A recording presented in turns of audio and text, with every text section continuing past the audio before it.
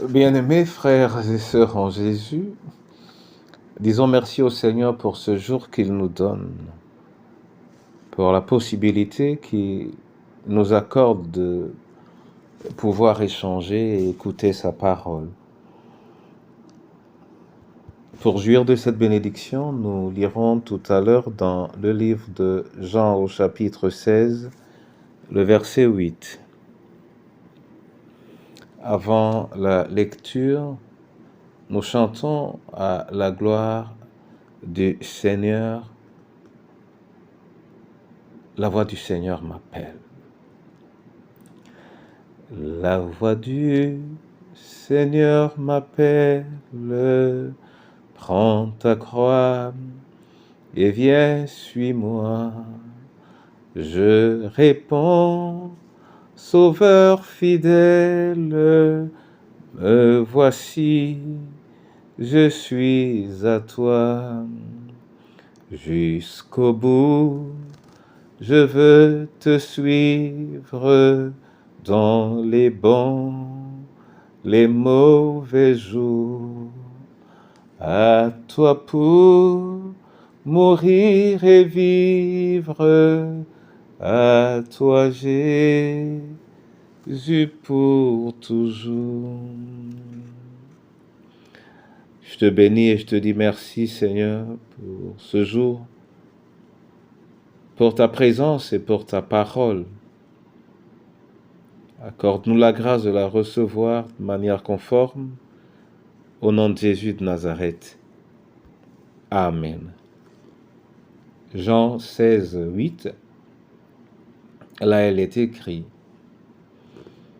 Et quand il sera venu, il convaincra le monde en ce qui concerne le péché, la justice et le jugement. Amen. Le maître mot ici, c'est convaincre.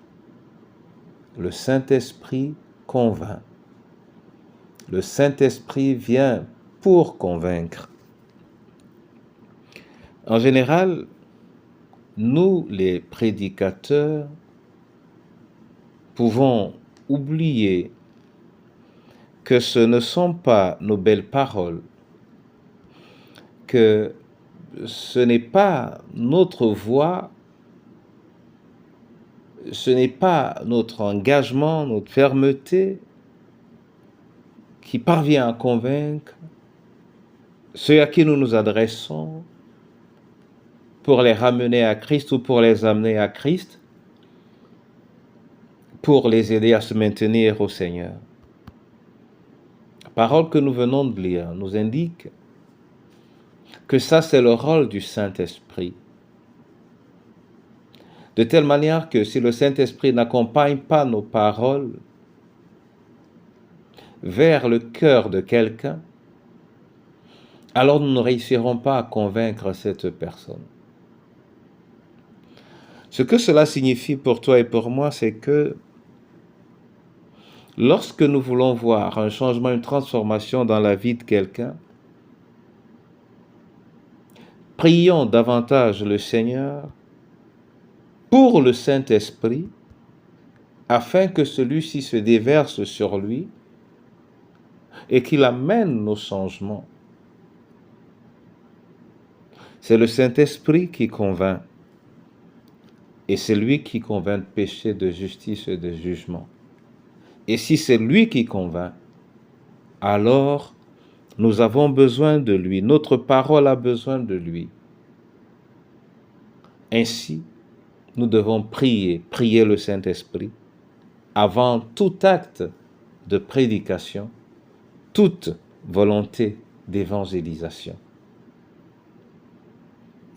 Pries-tu suffisamment pour amener au changement ceux de ta famille ou ceux de ton Église? Invoques-tu le Saint-Esprit? Que l'Éternel lui-même te bénisse et qu'il me bénisse, et que pour nous-mêmes, nous prions le Saint-Esprit afin que nous ne fléchissions pas dans notre engagement si nous sommes engagés.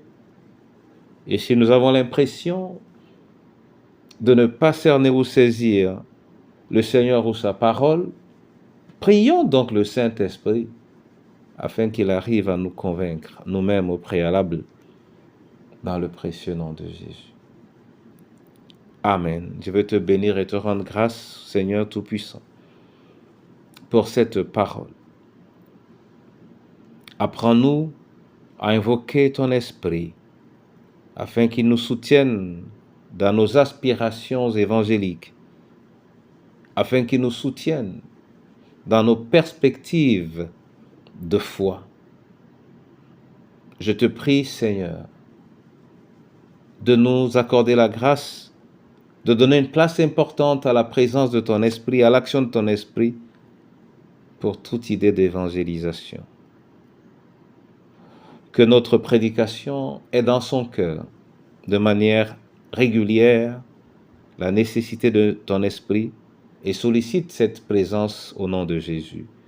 Entre tes mains, je veux remettre le veuf, la veuve ou l'orphelin, le malade ou le prisonnier, laissez-le l'abandonner.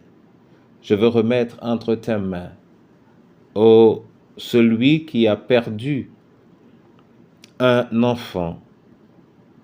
Je te prie, Seigneur, de manière particulière, pour chacune de nos familles. Je te prie pour notre pays et ses dirigeants, dans tous les domaines.